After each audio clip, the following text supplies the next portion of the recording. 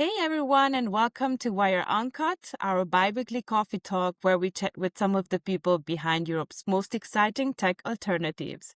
Today, my guest is Genica from Ecosia, an alternative search engine which offers a green way of surfing the internet. Hi, Genica, and Hi, welcome. Alexandra. Thank you. Very happy to have you here. Can you shortly introduce yourself and what you do at Ecosia? Yes, of course. Well, Thank you for having me, first of all. Thank you all for listening as well to today's episode. Yeah, my name is Genica, and for the past 7, almost 8 years, I've been working for Ecosia.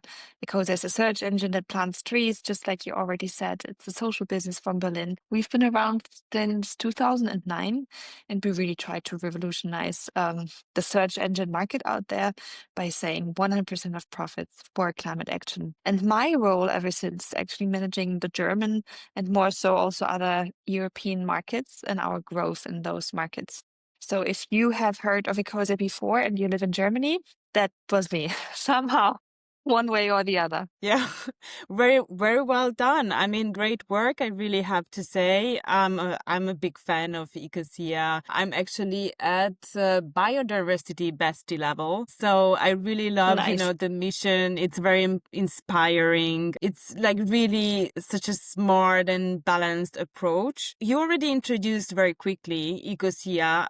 Would you like to add a little bit more on the mission of the company and, yeah, in general, what you're doing? Yeah, I think if you've never heard of Ecosia, it might sound strange. Combining search engine and planting trees or climate action doesn't come naturally necessarily. We don't expect that from a tech company. But when Ecosia was founded, our founder Christian was traveling the world and he understood, okay, there's so much wealth being generated through search engines. And at the same time, there's so much injustice, socially and ecologically spoken, around the world. And these two should actually go hand in hand together.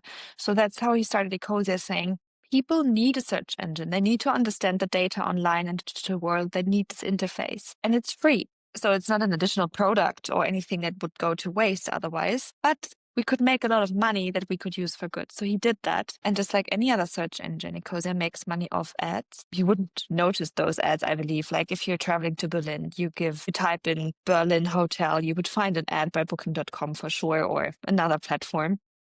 And once someone clicks on that, we make money. And this is a lot of money. And all of the profits, after covering our company and our marketing and everything, all our profits go towards climate action projects around the world. Most of them are connected to tree planting.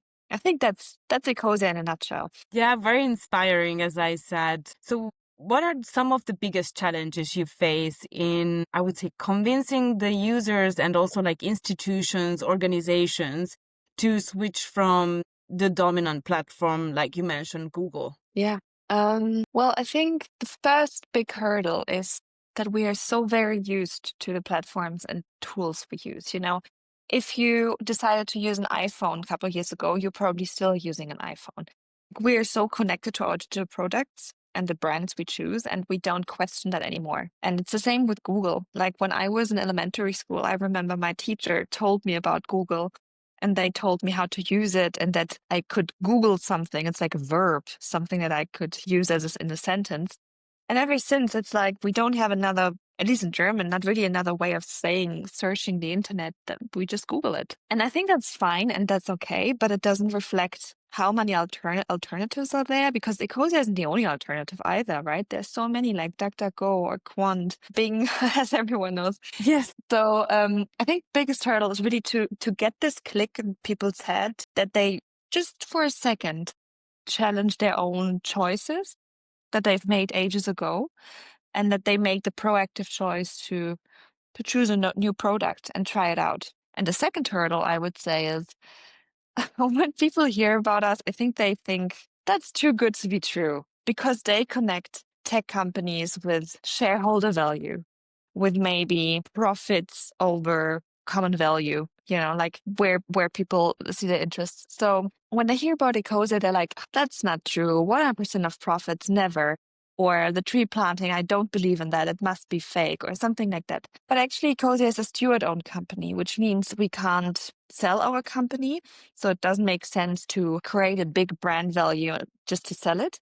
And we cannot take any profits out of the company. We can only use it for our purpose of regenerating the planet. So it's very, very true what we are saying. We are very transparent about how we use our money. Every month we make it transparent in our financial reports. And we care so dearly about the biodiversity we want to regenerate that we always work with the highest standards available.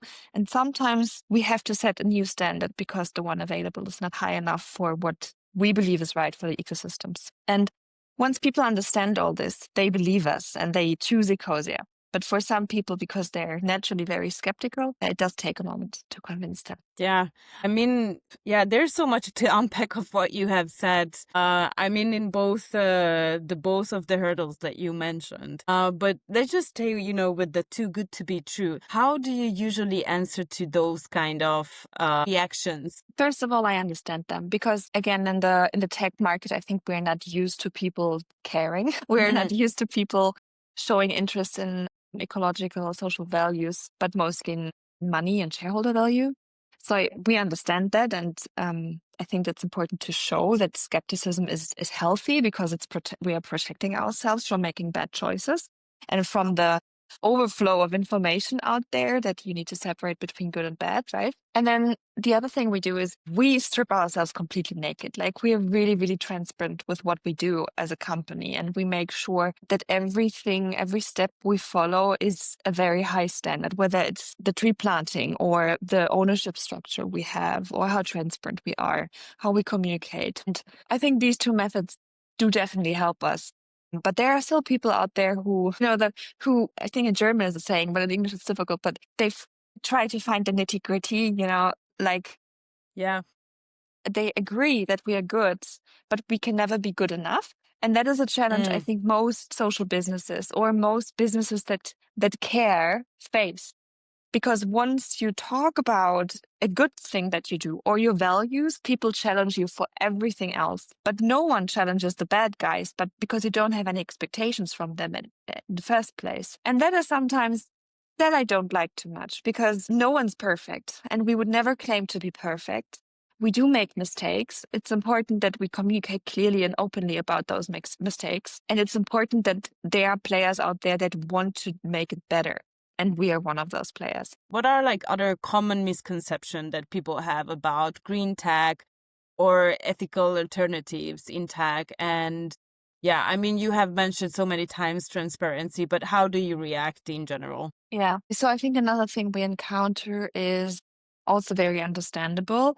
People questioning our tree planting because we live in a world of greenwashing where companies all over the world all of a sudden plant trees with any product you buy.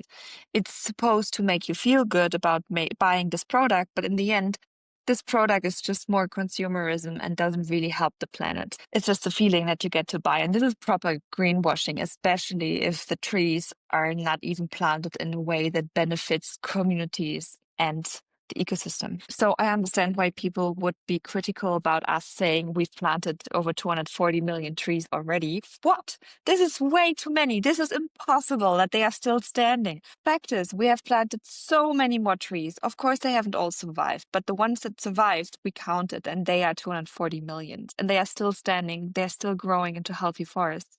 And we make sure that the communities that are living close by or on the land that we are planting are benefiting from the forest we created to protect it in the long run. And at the same time, of course, endangered species like chimpanzees or orangutans, that they're protected as well. We work with great partners for that. And we make sure that if we say a tree was planted, it means that a true ecological and social value was created in the long run. Yeah, so well done. So Ecosia has been vocal about building and supporting European alternatives. So how do digital sovereignty and regulation shape your strategy?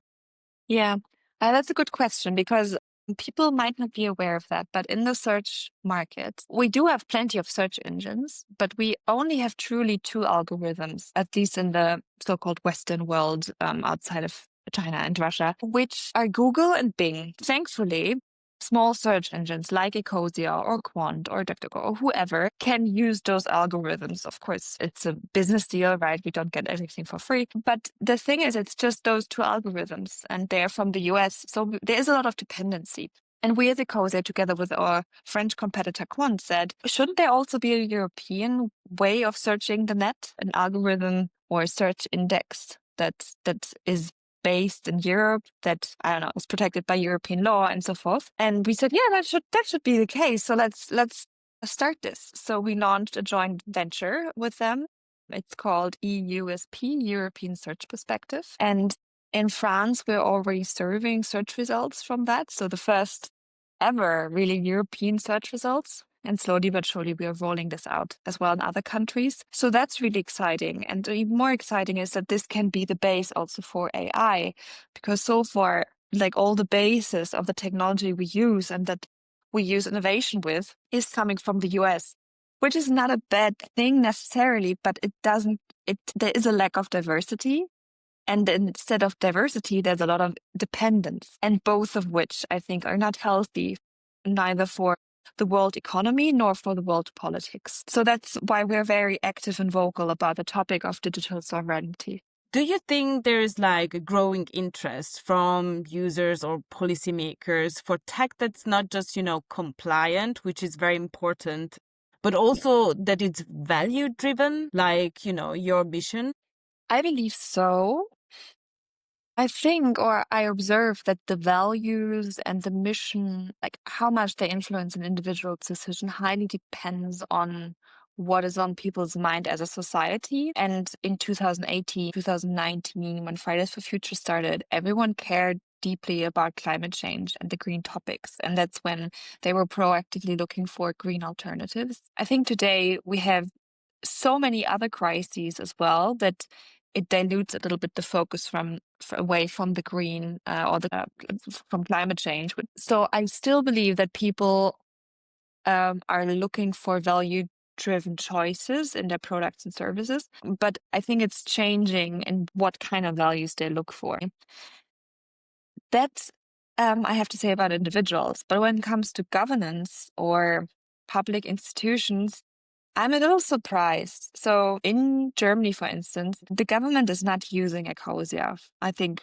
And I know that in Europe, I believe they're also using American products, which I think has never been an active choice. Just something, just like with us individuals, it just happens. We just got the iPhone. We just started Yes. Googling, But their governments and public institutions and schools, they should question their choices, and they have the responsibility to do so more so than us individuals. And there I really lack the outlook for being value driven, for sure. And we would like to change this conversation. It doesn't have to be Ecosia necessarily that they all use, but there are alternatives in the whole digital field, right? And do you have already something planned to change that, or how you would like to change that discussion? We're we are still, considering how many users we serve around the world and how many trees we plant, we are considerably quite a small company. So we don't have this very big, huge, well-equipped lobby group that might be necessary to really bring change.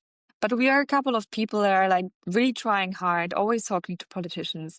And right now, we're proactively looking to talk to CIOs, people in governmental structures that have a lot of saying when it comes to choosing digital products and the technological infrastructure. I think most of them simply don't know about us, and the other half doesn't. Like I mentioned before, never asked that question of what search engine should we use because it's so obviously connected to the operating system, for instance. So this is what we're doing. We are becoming a little bit of maybe lobbyists for the good. Better known, yeah. For more diversity. And for that, we don't fight alone, right? We fight together with others to really bring change, not only on a search engine front, but overall. Which European tech company do you think deserves more spotlight, and why? Well, that's a good question. I think honestly, all of them. It's so hard to choose. I'm not entirely sure about Proton. Proton is also European, right? Yeah. It's Yes. Proton, or for instance, in Germany, we have Posteo as well, which is like an alternative to Google Gmail and Google Calendar. Like there are so many services and products out there. I think if you're looking for alternatives, just look up on Ecosia on the search engine of your choice, digital services in from Europe. Just very recently, when we had this difficult economic situation with the US, newspapers gave out long lists of alternatives to the common features, to your Google Calendar or your social media or whatever. So yeah, you should look out for these. I think there are plenty that need support. It would be unfair to spotlight just one of them. Yeah, absolutely. There are like more and more websites actually that collects this list of different alternatives. There is the European alternative, which is actually so crazy to think that it's run by one person. Yeah. And then the Go Europe, I think it's also having this list of alternatives that you can actually even vote on the Yeah, different I haven't seen that one. companies. Yeah, it's very interesting. It's very nice to see actually that there is this whole movement going on. So yeah, I also can just only recommend to go to those kind of website and then just look for alternatives. And I also just, started to use different alternatives, like, for example, Ecosia instead of Google, which is still very difficult because, for the job that I do, content marketing, it's just Google is just so something that it's just the basis of the job that you learn how to do it. So step by step, everybody can change. No, for sure. So I want to transition to like something like to the fun part. This is a question that I ask to everybody. If Ecosia were a European city, which one would it be and why? Ooh, what a question, Alexandra. Which European city? So I'm torn. I think I'm torn in between Berlin and Paris. Mm. Let's say maybe Paris. No, I'm torn in between the two of them because I think Berlin has been quite an underdog for a really long time in comparison to other European cities, very like a lot of subculture, pretty cheap, but really cool and vibrant and dynamic. And I think Ecosia is that, not cheap, but an underdog. And Paris is, with Paris, I connect something else, which is like the current mayor has really changed the city. For the longest time, Paris had been a very normal city, but over the course of the past years, the mayor just went in and adapted it to the climate. So it's become a very green city. You can now swim in the river. She really challenged the status quo of what a mayor could do and how fast it could be done. And I think this is very inspiring because this is how we started. We were started to challenge the status quo and to re-green our planet. And I think we have that in common with Paris. Yeah, so then Paris mostly, Yes. or the mixture of the two. The mixture of the two, or maybe I don't know enough about Paris to say that they are also an underdog, but I believe they're not. With No, the Eiffel I don't Tower, think they so. have always been on the very at the very top. Yeah, Yeah. absolutely. So to wrap up our interview, for people watching who are curious about your organization, what's one thing that you would like them to take away from this conversation? I mean, if you're really curious about Ecosia, you can just try it out. It doesn't cost anything. It doesn't take anything away from you. You just go to ecosia.org and check us out. And if you want to learn more about how transparent we are, you can just look for our financial reports on our blog and go through the numbers and data and be maybe surprised about how much money over the years we got to spend for good causes. And yeah, it might be convincing to you. I can also, highlight how easy it was also for me to change the default browser to Ecosia. So I can also highlight that and just really recommend. Thank you. Easy to change. Okay, perfect. Thank you so much. It was a real pleasure to have you at Wire Likewise. Thank you so Uncut much. and wishing you all the good luck for the next project. Thank you. It was a pleasure. Thank you for having me, and all the best to Wire as well, and everyone listening. Thank you for listening. Thank you. Bye.